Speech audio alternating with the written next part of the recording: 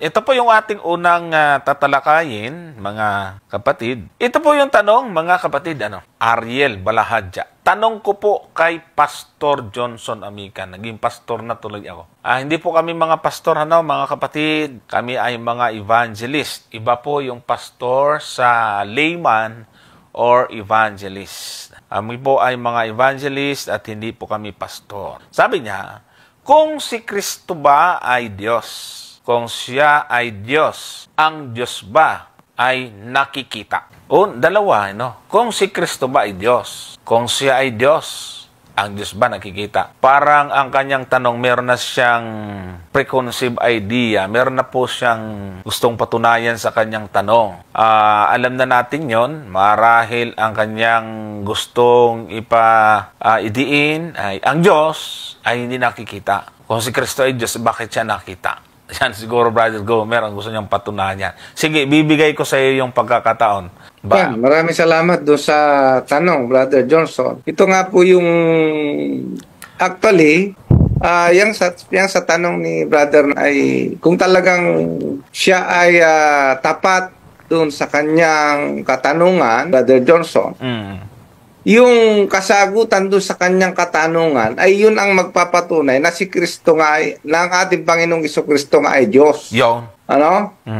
Kasi alam naman natin yung talata na ginagamit nila dyan. O tingnan po ninyo, mga kapatid. Sabi doon sa unang Timoteo, sa 16 siguro hanggang 17, basahin po natin. Actually, ito yung nagpapatunay na ang Panginoong Jesucristo mismo, Brother Johnson, ay Diyos Tingnan po ninyo yung talata na yan. Sabi diyan, kasi doon sa tanong, ang Diyos daw ba ay nakikita? Okay? Sabi dito sa talatang ito, na siya lamang ang walang kamatayan, nananahan sa liwanag na di malapitan, na di nakita ng sino mang tao o makikita man. Sumakanya nawa ang kapurihan at paghaharing walang hanggan, siya nawa. So itong sinasabi dito ni Apostol Pablo ay tiyak talaga ito. At alam natin na kung ang mga kapatid natin sa siyang tatanungin, wala namang pagtatalo, Brother Johnson, na ang tinutukoy dito ay ang Ama. Okay? At hindi naman po natin tinututulan na talagang yung Ama ang tinutukoy dito. Ngayon, ang magiging problema lang ay ganito, Brother Johnson. Kung totoo itong sinasabi ni Apostol Pablo na yung Ama ay hindi nakita o makikita man, sabi diyan. Ang tanong, Brother Johnson, ay sino yung nakita ni Moises? Na Diyos. Oo. Yun lang. Malaking problema ni Brother Arvila. Kaya nga, itong talatang ito mismo ang sumasagot na talagang ang ating Panginoong Jesucristo ay Diyos nga. Tama. Di ho ba? Kasi nga, bullseye. Ang ating Panginoon ay hindi lang naman siya nag-exist noong siya ipanganak ni Maria. Ang katunayan, ang sabi ng ating Panginoon, ang sabi niya doon sa isang talata ng Juan, sa 17. Tingnan natin sa 17. Ang talata ay 5. Pansinin po ninyo. Okay? At ngayon, Ama, sabi ng Panginoon, luwalhatiin mo ako sa iyo rin ng kalwalati ang aking tinamo sa iyo bago ang sanglibutan ay naging gayon. So dito, sinasabi ng ating Panginoon, Brother Johnson, na siya mismo ay bago pa nagkaroon ng sanlibutan, nag-i-exist na siya. Nagtamo nga siya ng kalwalatian no?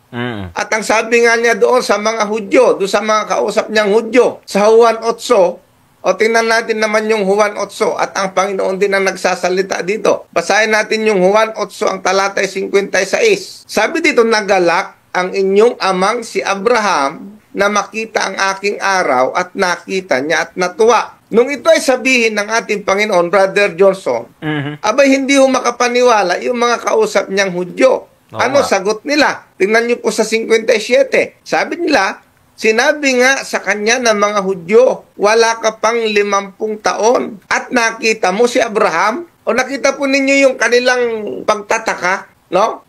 Wala ka pa ngang 50 taon, nakita mo si Abraham? Nakita po ninyo, binaliktad nga nila kasi sabi ng Panginoon, nakita ako ni Abraham. Pero dahil hindi nga sila makapaniwala na ang ating Panginoon ay nag-i-exist na noon pa man, kaya yan po yung kanilang naisip, wala pa nga naman 50 years old ang ating Panginoon nung time na yan. Paano nga naman silang nagkita ni Abraham? Ano sagot ng ating Panginoon? Tingnan po ninyo sa 58. Sinabi sa kanila ni Jesus, katotohanan sinasabi ko sa inyo, bago ipanganak si Abraham ay ako nga.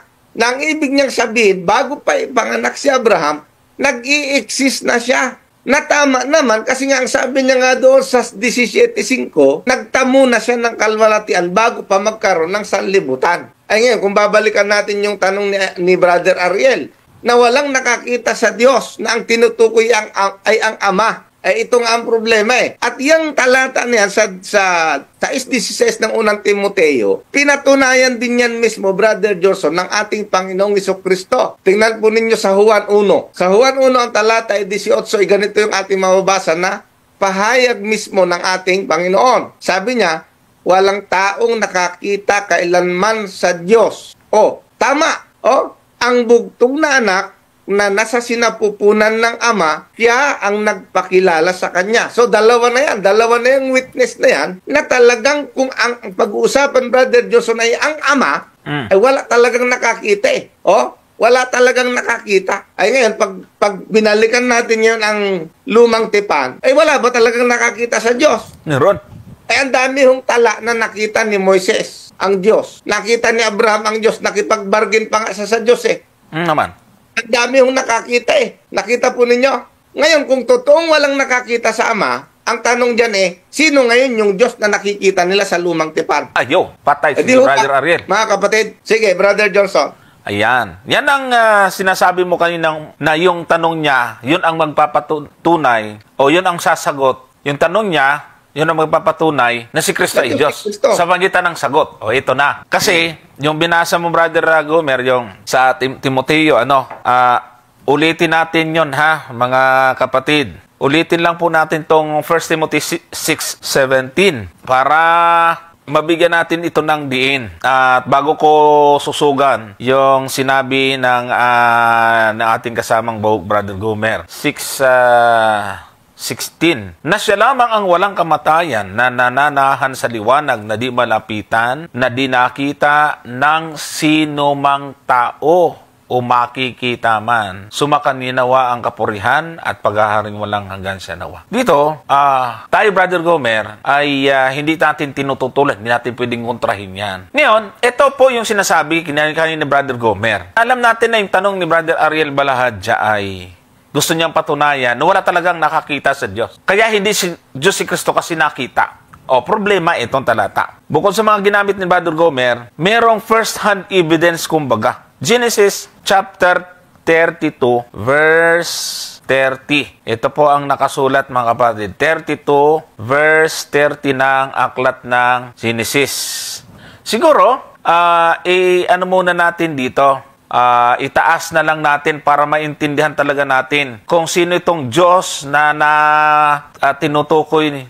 Basahin lang muna natin yan bago natin alamin kung sino yung Diyos na nakita niya. At tinawag ni Jacob ang pangalan ng dakong niyaon na Peniel. Bakit? Sapagkat aniya, nakita ko ang Diyos ng mukhaan at naligtas ang aking buhay. Tapos ngayon, yan yung sinasabi natin na napakahinang aral nitong mga kinaaniban nila Brother Natoy at nila Brother Ariel Balahadja. Kasi hindi pwede magkontrahan yan yung unang Timoteo 6:16 at Genesis 32:30. Kaya ngayon, alamin natin sino itong nakita. Kasi maraming mga scholar na yung unang Timoteo 6:16, Brother Gomer, Ama ang tinutukoy nga doon. Ama, yung Father. Ngayon, sino itong si Jacob mismo ang nagsabi, nakita ko ang Diyos. Ngayon, kung sabihin naman, mali si Jacob dyan, hindi pa pwede yun.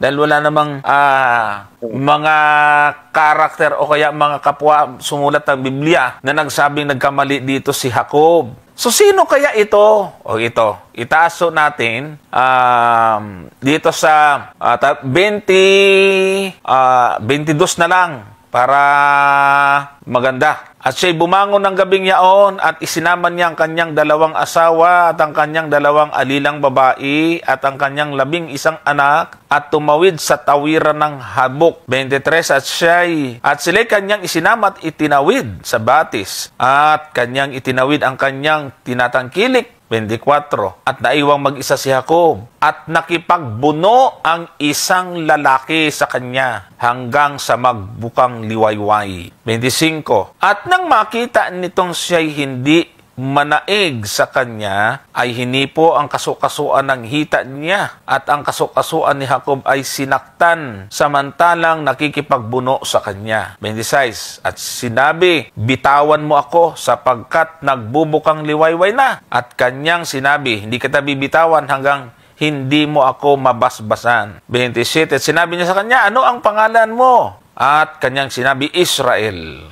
28, at sinabi niya, hindi natatawaging Jacob ang iyong pangalan, kundi Israel, sapagkat ikaw ay nakipagpunyagi sa Diyos at sa mga tao at ikaw ay nanaig. Yan. 29, at siya'y tinanong ni Jacob at sinabi, ipinamamanhi ko sa iyong sabihin mo sa akin ang iyong pangalan. Kanyang sinabi, bakit nagtatanong ka ng aking pangalan? At siya'y binasbasan doon. 13, yan. At tinawag ni Jacob ang pangalan ng dakong yaon na Peniel, sapagkat anya'y nakita ko ang Diyos ng mukhaan at naligtas ang aking buhay. So ayan po mga kapatid. So yung lalaki na nakipagbuno sa kanya, yun din yung nagbigay ng pangalang Israel. Yun yung sinasabi ni Jacob na nakita niya ng mukhaan, ay nagbuno sila. Paano man hindi makita? So ngayon, ang problema ngayon nila, sino ito? Kasi Diyos, ang sabi ni Jacob, nakita niya yung Diyos. So tama na si Kristo ay Diyos. Siya po yung Diyos na nagpapakita. Kaya nga, sabi niya mismo, yung laging binabasa, yung Juan 1:18, Father Gomer, ang sabi mismo ng Panginoon, walang taong nakakita kailanman sa Diyos. Yan yung Ama, no? Ang bugtong na anak na nasa sinapupunan ng Ama, siya ang nagpakilala sa Kanya. So nakita nyo,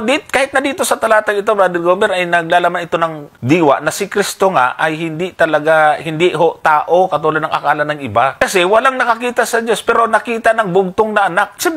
Ibig sabihin, hindi siya tao noong panahon na yun. Walang taong nakakita eh. Oo, pero nakita siya ng anak. Hindi nga siya tao ng katulad nung inaakala ng mga antay-pagka-Diyos ni Kristo ngayon. Diba? Oo, ganoon eh.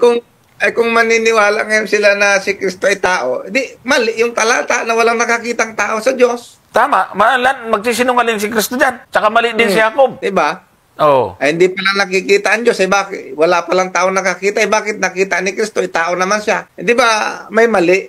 So, unawa na lang ang kailangan natin pagganahin doon, Brother Johnson. Kaya yan, hindi po natin may tatanggi yan. Na yung talata na ginagamit nila para patunayan na hindi daw Diyos si Kristo, iyan pa nga ang nagpapatunay na Diyos nga siya. Bakit? Kasi doon sa Ama, walang nakakita eh. Ay sasabihin nyo ngayon, walang nakakita, may nakakita nga. Ngayon, ang problema dyan, Brother Johnson, magkakontra ba ang Biblia? Siyempre hindi, i-reconcile mo. Kung ang Ama ay walang nakakita, tapos mayroon lamang Diyos na nakita, mag-isip ka na. Ang ibig sabihin, meron talagang ibang persona ng pagka-Diyos maliban sa Ama. Yun ang sagot doon, Brother Johnson. Kasi ang liwaliwanag naman. Tingnan po ninyo, babasahin natin. Bigyan pa natin ng isang katunayan, Brother Johnson, na talagang may nakakita sa Diyos. Hindi yung Ama. Kasi yung Ama, maliwanag na, dalawa na yung talata na binasa natin, na sa Ama, walang nakakita. Ngayon, ang tanong, sino ngayon itong Diyos na nakikita? Mayroon bang Diyos na nakita? Meron. Ito, babasahin natin. Ang sabi dito tingnan po ninyo yung Exodo, sa 33. Umpisa na lang siguro natin sa 17 para mabilis. 33:17. Pansinin po ninyo Exodo 33:17. At sinabi ng Panginoon kay Moises, ay siguro naman walang kaduda-duda na itong Panginoon na ito, Brother Johnson, ay walang iba. Diyos talaga ito.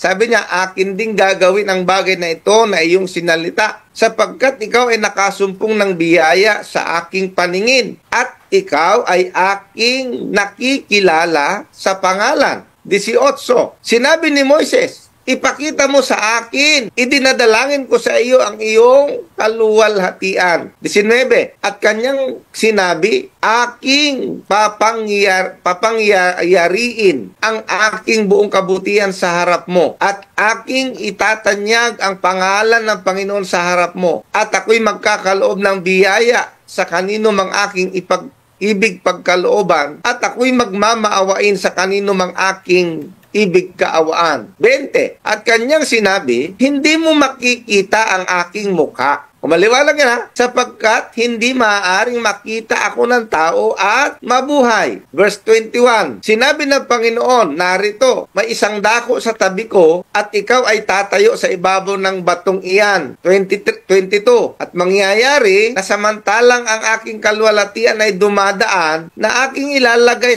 ka sa isang bitak ng bato at tatakpan kita ng aking kamay hanggang sa ako'y makaraan. Verse 23. At aking aalisin ang aking kamay at iyong makikita ang aking likod. Nakita talaga, Brother Johnson Kanina mukha datapat ang aking mukha ay hindi mo makikita. Kanina mukha, ngayon likod. Pero siyempre nakatalikod, hindi makita mukha. Nakita pa rin. Nakita pa rin, pero kanina natin dito, mga kapatid. Kanina, Brother Nakita Gomer, ni mukha. Moises. Nakita yung mukha ni Jacob Ay, si Jacob nakita niya rin. Mukha. Kaya nga, dapat ito maging maliwanag sa atin. Si Abraham, ganun din Kausap pa nga ni Abraham mismo. O paano natin sasabihin na yung Ama o ang ating Panginoong Jesucristo ay hindi Diyos? Ngayon, tanggapin nyo kung halimbawang sinasabi nyo hindi Diyos ang ating Panginoong Jesucristo. Una, siya lang daw ang nakakita sa Ama. Tapos walang taong nakakita. Hindi nga sa tao. Lalabas. Mag-isip po tayo, mga kapatid. Ito ay hindi naman tayo, kumbaga Brother Johnson, hindi natin ipinipilit. Kailangan lang pag-isipan natin yung katotohanan na ito. Dahil kung merong nagpapakita na Diyos sa lumang tipan at nababasa natin na ang ating Panginoong Jesucristo ay talagang nag-i-exist na bago palalangin ang sanlibutan, maliwanag talagang siya nga yung Diyos na nagpapakita sa Old Testament. Brother Johnson, wala pong kaduda-duda yun. Hindi ho yun yung Ama, kasi nga yung Ama, ang sabi ng Panginoon, walang nakakita kailanman. Ang bugtong na anak, siya ang nagpakilala sa kanya. Di lalabas ngayon. Sino itong Diyos na nagpakilala kay Moises? Nakita po ninyo, kung yung bugtong na anak ang nagpakilala lang sa Diyos, sino yung Diyos na nakilala ni Abraham, na nakilala ni Jacob, nakilala ni Isaac? Laking problema Ay yung Ama, walang nakakita. Ang nagpakilala sa kanya, yung anak. Ayun ang maliwanag, Brother Johnson. Kung malabo pa rin yan, wala tayong magagawa dyan sa bagay na yan. Sa tingin ko naman ay nailatag natin yung ebidensya na bagamat doon sa Ama ay walang nakakita, ay marami tayong talatang mababasa na ang Diyos, may Diyos na nakikita sa lumang tipan. Okay? At kung ititrace natin kung sino yon, abay, wala hong ibang lalabas kundi ang ating Panginoong Jesucristo, Brother Johnson. Okay, so meron lang akong ipapakita po dito, mga kapatid. May comment si Brother Nato. Tingnan mo. Wala ka namang nababasa na nakita ni Kristo ang Ama. Nakita mo na? Ay hindi nakita na ni Kristo ang Ama? Hala! Yan na nga Ibig sabihin, sabi niya, wala raw tayo nabasa na nakita ni Kristo ang Ama. Nasa sinapupunan siya tapos niya kita. Nakikita po natin, mga kapatid. Okay lang yan, Brother Natoy, pero patitigasin niyo yung puso niyo sa bagay na yan, wala po kami magagawa. Okay lang yan. Katuwiran mo yan. Pero magiging katawa-tawa po yan. Kasi kung si Kristo ay nanggaling, tinatanggap naman yung mga iglesia ni Kristo, nanggaling, nagmula sa Ama, tapos di niya nakita. Paano itong nasa Juan 1:18? Paano mo ngayon ilalarawan ito? Galing nga sa sinapupunan ng Ama mismo, Brother Johnson. Walang taong nakakita kailanman sa Diyos. Ang bugtong na anak na nasa sinapupunan ng Ama, siya ang nagpakilala sa Kanya. Ang gustong gawin ni Brother Natoy, nasa sinapupunan pero hindi nakita. Paano siya ipapakilala ng anak kung hindi naman niya nakita yung Ama? At sinabi niya doon sa 14 ng Juan, nakakita sa akin, nakakita sa Ama. Kasi siya ang larawan ng Ama. Ano po yan? Ang ginagawa po nyo ay ginawa nyo na lang pong laruan ang Biblia. Isa na po kayo, no? Pinaglalaroan nyo po ang Biblia. Kasi ang malinaw na nakasulat sa Biblia, nililikot nyo. O halimbawa, yung Juan 1 ito, di ba? Pero doon sa 1 hanggang 3, malinaw to eh. O, ito pipilipitin naman, ay, hindi naman si Kristo yung berbo. O, 1. Nang pasimula siya ang berbo. At ang berbo ay sumasa Diyos. At ang berbo ay Diyos. Pagka sinintax po natin ito, ginamit po natin yung Greek. Sa English po kasi dyan, wala po kasi, sa Tagalog kasi, wala po yung was, no? Ilagay nga natin sa King James Version yan. Pag nilagay natin sa English po yan, ang sabi dyan, in the beginning was the Word. Ayan. And the Word was with God. And the Word was God. Yung was po dyan, pag tinignan po ninyo yung Greek yan, walang panahon na hindi sila magkasama. Bago yung paglikha, magkasama nila. Kasi in the beginning, sa pasimula, ay naroon na ang salita. Doon sa sana hindi ka lang nag-react ng ganyan, Brother Natoy, na wala naman sinabing nakita niya yung Ama. Hello? Paniniwala ba yan ng mga ministro nyo na hindi nakita ni Jesus yung Ama? Correct. Paano ngayon yan? Kasi, siguro, rason niya yung Brother Gomer doon sa 1:18 na walang taong nakakita sa Diyos, ay nakita ni Kristo, ay hindi nga sa tao. Kaya, siguro, ganun yung rason niya. Ang problema, lalo hong nalubog sa kumunoy. Kasi dito, yung was na yan, ay talagang naroon na. Basahin nga natin ang salita ng Diyos, at saka yung magandang balita Biblia, tinayin po ninyo. Doon muna sa ang salita ng, yung magandang balita Biblia muna. Nang pasimula ay naroon na ang salita. Ang salita ay kasama ng Diyos, pero hindi nakikita. Ganon. Brother Johnson, hindi ko alam kung, paano kaya kung may nabasa tayo na nakita ng ating Panginoon ng Ama? Mag-iisip na naman siya, siyempre. Mamaya, meron talaga yan. Naisip ko yan. Alam kong naisip mo yan. Sige, ituloy ko muna ito. Tapos basahin natin mamaya. Pagtyaga na lang natin sila kasi hindi naman sila hindi sila nagsasalita ng masama. Ngayon, ayan nang pasimulay naroon na ang tinatawag na salita. Ang salita'y kasama ng Diyos at ang salita ay Diyos. Dos. Sa simula pa'y kasama na siya ng Diyos. Ngayon, hindi lang nakikita. Ganon siguro gusto niya.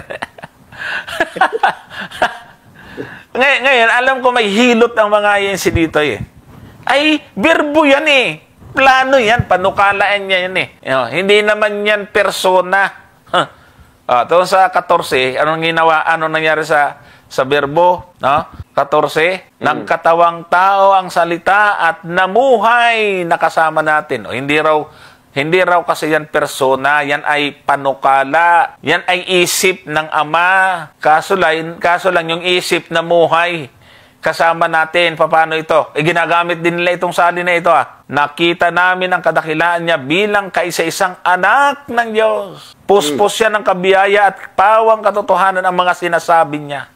Dugtungan na lang natin dito, Brother Natoy. Pero hindi niya nakikita yung Ama. Ganon.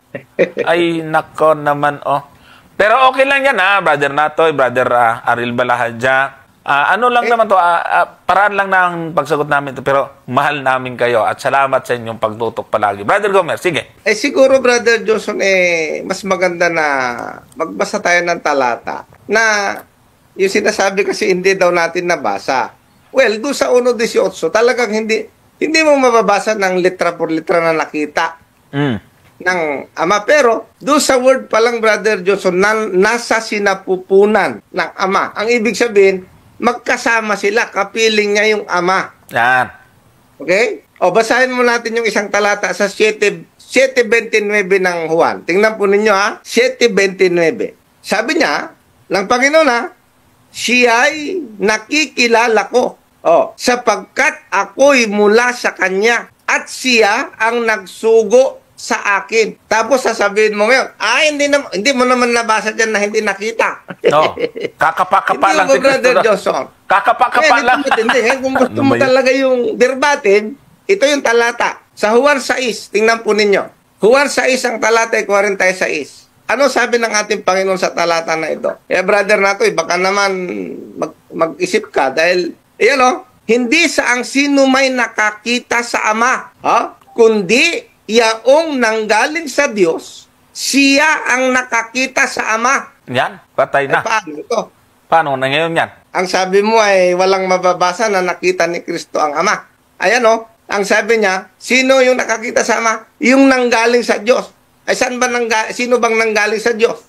Di ang ating Panginoong Jesucristo.